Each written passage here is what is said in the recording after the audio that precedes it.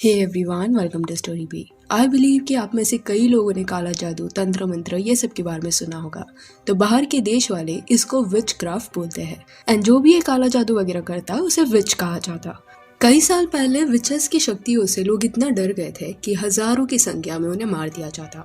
Europe के लोग ये मानते कि डेविल कुछ लोगों को बुरी शक्तियां देता है एंड वैसे लोग विच क्राफ्ट परफॉर्म कर सकते हैं। ईयर 1300 से लेकर 1600 तक ये अफवाहों के चलते कई लोगों ने अपनी जान गंवाई। पर ये अफवाहों की हवा अभी अमेरिका के एक छोटे से गाँव में भी आने वाली थी जिसका नाम था सेलम।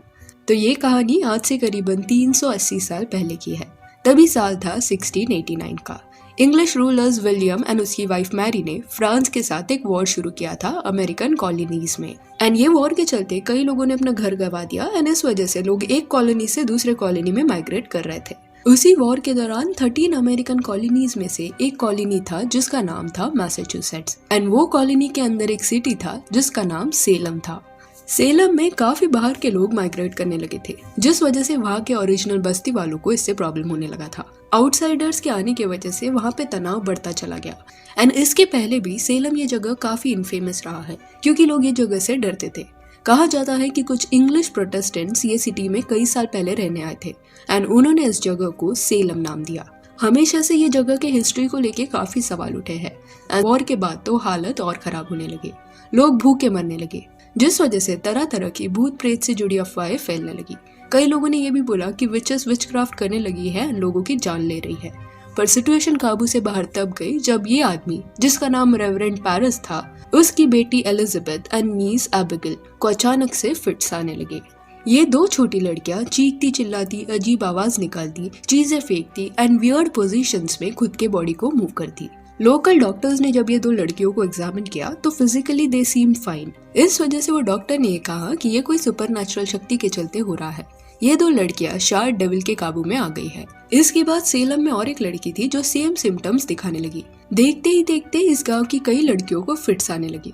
ऑलमोस्ट 12 लड़कियां अजीब तरह से बिहेव करने लगी थी जिसके बाद मैजिस्ट्रेट जोनाथन कॉर्विन एंड जॉन हैथरॉन पर प्रेशर बढ़ने लगा जवाब के लिए कि क्यों ऐसा हो रहा है। जवाब ना होने की वजह से इन दोनों ने क्या किया कि वो 3 छोटी लड़की जिनसे ये फिट्स शुरू हुए थे उन पे दबाव डाला गया कि उन्हें 3 लेडीज पे इल्जाम डालना पड़ेगा। जिसके बाद वो लड़कियों ने 3 औरतों पे इल्जाम लगाया। वो 3 औरतों में से एक फीमेल होमलेस थी, उसका नाम सारा गुड्स था जो प्रेग्नेंट भी थी एंड उसकी 4 साल की एक बेटी भी थी। दूसरी औरत का नाम था सारा ऑसबॉर्न जो कई साल पहले चर्च की एक लॉयल मेंबर थी एंड इवन वो जो 3 बच्चियों ने इस पे इल्जाम लगाया था उनमें से एक बच्ची की फैमिली पे उसने केस भी फाइल किया था। एंड तीसरी औरत का नाम टिटुबा था जो पेरिस फैमिली की ही स्लेव थी। ये तीनों औरतों को बिना कोई सबूत अरेस्ट किया गया जस्ट बिकॉज वो लड़कियों ने कहा। पर पूछताछ के दौरान ये तीनों ने बोला कि वो इनोसेंट है एंड वो विच क्राफ्ट परफॉर्म नहीं करती। पर फिर अचानक से टिटुबा ने अपना कन्फेशन बदला। उसने कन्फेस किया कि उसने ही बच्चियों पे काला जादू किया था। डेविल के कहने पे उसने ये किया क्योंकि उसने अपना नाम डेविल्स बुक में साइन कर दिया गया है एंड उसने अपना सोल डेविल के साथ ट्रेड किया है फॉर पावर्स। जिसके बाद उसने सारा गुड्स एंड सारा ऑसबॉर्न पे भी इल्जाम लगाया कि ये औरतें भी मेरे साथ काला जादू करती है एंड जैसे ये कन्फेशन आया तीनों को प्रिजन में डाल दिया गया। सारा ऑसबॉर्न की मौत प्रिजन में ही हो गई। जिसके बाद सारा गुड्स की 4 साल की बेटी पे भी इल्जाम लगा एंड इल्जाम के चलते उसे भी बंदी बना लिया गया एंड वो 4 साल की लड़की को अपनी माँ के अगेंस्ट गवाही देनी पड़ी।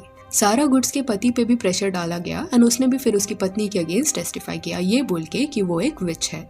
सारा ने प्रिजन में एक बच्चे को भी जन्म दिया जो प्रॉपर केयर ना मिलने की वजह से मर गया एंड टिटुबा जो पेरिस फैमिली की स्लेव थी उसे मई के महीने में रिहा कर दिया गया ये कह के कि इसने अपनी गलती मान ली है एंड कन्फेशन भी दिया है कि आगे से वो विचक्राफ्ट नहीं करेगी तो ये जा सकती है। पर मैजिस्ट्रेट्स के इस पागलपन की वजह से सेलम में और भी कई औरतों की जान जाने वाली थी क्योंकि अगर सेलम में 2 फैमिली के बीच में झगड़ा होता तो एक फैमिली दूसरी फैमिली पे इल्जाम लगाती कि वो औरत विचक्राफ्ट करती है एंड कई लोगों पे तो सिर्फ आउटसाइडर्स होने की वजह से इल्जाम लगा दिया गया। एक मार्था नाम की भी औरत थी जो चर्च की एक लॉयल मेंबर थी, उस पर भी किसने इल्जाम लगाया कि वो एक विच है। जिसके बाद लोग और भी ज्यादा डरने लगे एंड ये कहने लगे कि अगर चर्च के लोग ये सब कर सकते हैं तो सोचो और कितने लोग ऐसा करते होंगे। फिर 1692 के साल में गवर्नर विलियम फिप्स ने ये ऑर्डर जारी किया कि एक स्पेशल कोर्ट बिठाई जाएगी जो विचक्राफ्ट से रिलेटेड ट्रायल्स को ही सुनेगा एंड उस पर डिसीजन लेगा। ये कोर्ट सेलम में ही बिठाया गया एंड इस वजह से ये ट्रायल्स को नाम दिया गया सेलम ट्रायल्स। ये अफवाह सेलम के भी बाहर गई। आसपास के गांव वाले भी उनके गांव की फीमेल्स पे विच होने का इल्जाम लगाने लगे एंड विदाउट प्रॉपर एविडेंस उन्हें अरेस्ट किया जाता। स्पेक्ट्रल एविडेंस के बेसिस पे भी कई फीमेल्स को पकड़ा गया।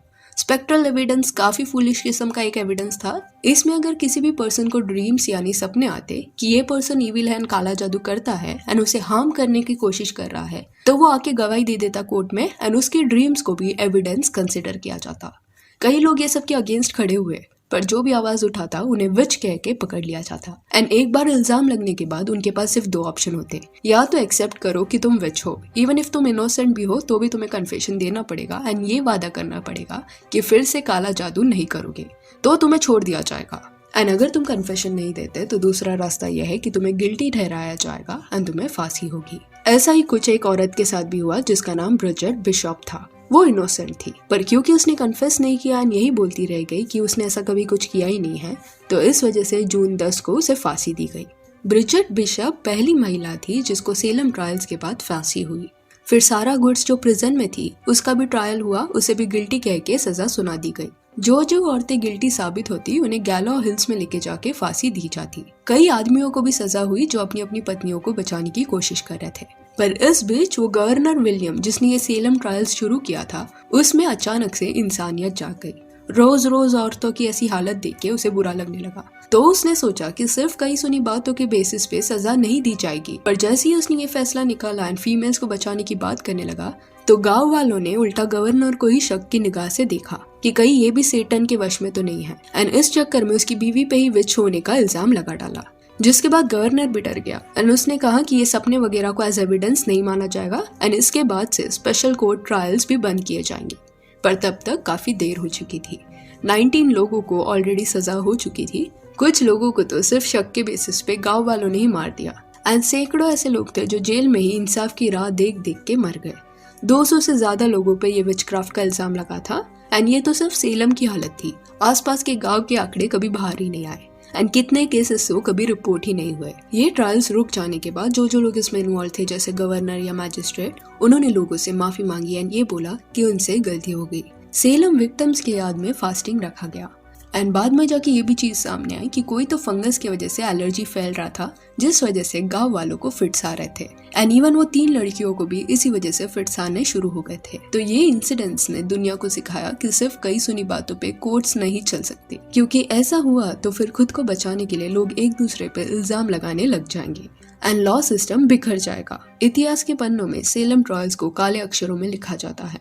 शायद सेटन भी इतना क्रूअल नहीं होगा जितना हम इंसान कभी कभी बन जाते हैं एंड अगले बार कोई यूरोपियन या अमेरिकन हम इंडियंस को सुपरस्टिशियस बुलाए तो उन्हें सेलम ट्रायल्स की कहानी बताना। So yeah, that's it. Do let me know what are your views on Salem trials and if you want you can follow us on Instagram जिसका लिंक आपको डिस्क्रिप्शन में मिल जाएगा। और ये वीडियो अच्छी लगी हो तो लाइक एंड शेयर करें और इससे और अपडेट्स के लिए चैनल को प्लीज़ सब्सक्राइब करें। Thank you.